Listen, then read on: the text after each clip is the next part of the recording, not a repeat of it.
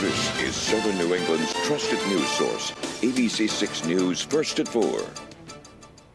Our top story at 4 o'clock, the outer bands of Hurricane Milton now sweeping across South Florida. The powerful Category 4 storm is just hours away from making landfall. Thanks for joining us at 4 o'clock. I'm Alyssa Azara.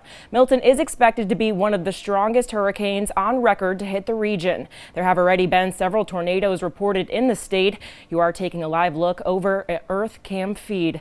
This is what it looks like in Tampa right now. Rain and wind already being felt across the state there. Let's send things over to meteorologist Christina Shalhoub.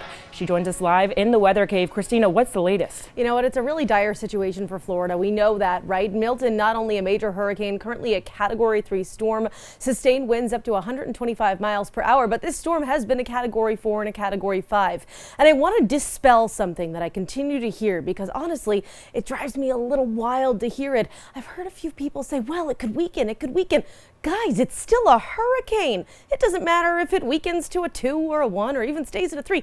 We're talking about a hurricane, right? This thing is built to do damage, and that is our huge concern for the Sunshine State, made worse by the fact that Florida just took the hit from Helene less than 3 weeks ago. Again, a catastrophic Category 4. We could see that as it makes landfall later tonight. Currently a Category 3. It keeps kind of flipping back and forth between 3, 4, and 5. Storm surge up to 15 feet. Our impacts mostly for the west and east coast of Florida, between about Lee County and Pasco County, two areas that have been devastated by storms in the past.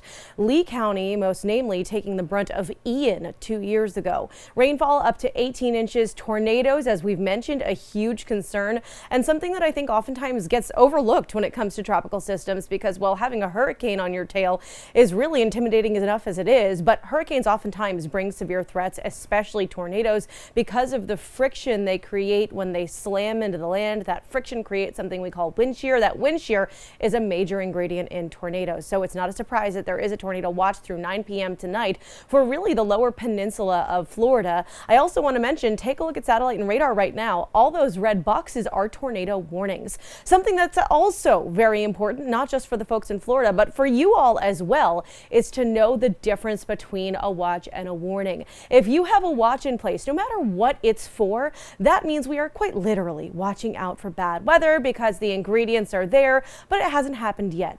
If there's a warning for any type of weather near you, that means, oh boy, the bad stuff is happening and you need to seek immediate shelter. Not a surprise, again, that we have tornado warnings and hurricane warnings all throughout the state of Florida. We're going to have more on what's happening with Milton and, of course, more on what's happening here in the Ocean State in just a little bit. Certainly a scary situation, Christina. Thank you. Meanwhile, residents in Florida and workers who were sent down there to help with relief are preparing for what's coming. ABC 6 News reporter Caitlin Gelhaus spoke with those in the line of the storm and has more. Caitlin.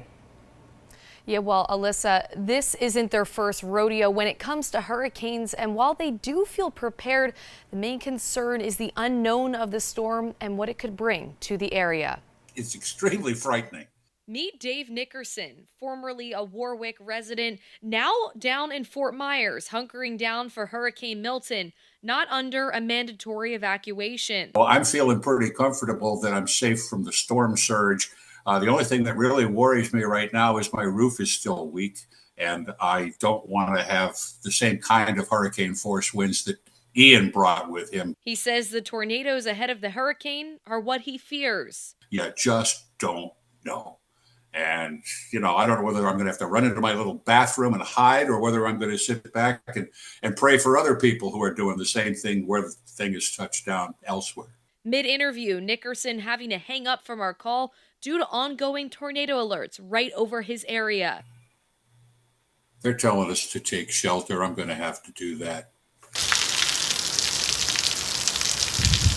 While residents like Nickerson are already seeing rain and heavy winds coming through, workers sent down to Florida prepping for relief assistance. Obviously, there's a little bit anxious and nervous, because you don't know, you're anticipating things or what's going to happen. It's really the fear of the unknown. BMS CAT, a company focusing on emergency services, specializing in water and fire damage recovery and reconstruction cleanup. You could tell a lot of the stores were already closing down. A lot of the gas stations, I'd say the vast majority of the gas stations are no longer pumping gas.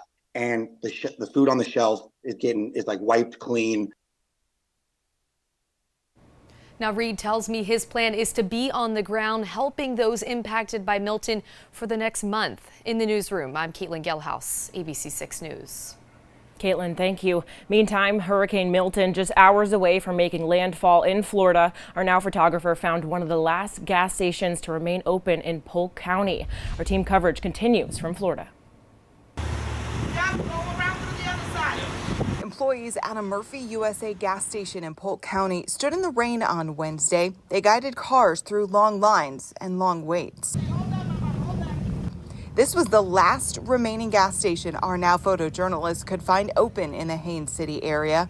One woman who was waiting in line even took her dog out for a short walk to pass the time.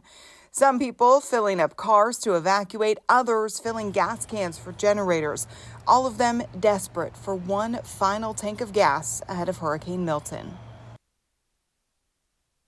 And in a situation like that, tensions and anxiety are always high. In fact, at one point while our Now photographer was at that gas station, police were called out. You can see employees talking with police in these videos. There had been an argument between the customers. Police did not give us further details on what happened, though, but the situation did not appear to affect customers meeting last-minute fill-ups. Be sure to stick with ABC 6 News on air, online, and on our Now local news app to get the latest on Hurricane Milton.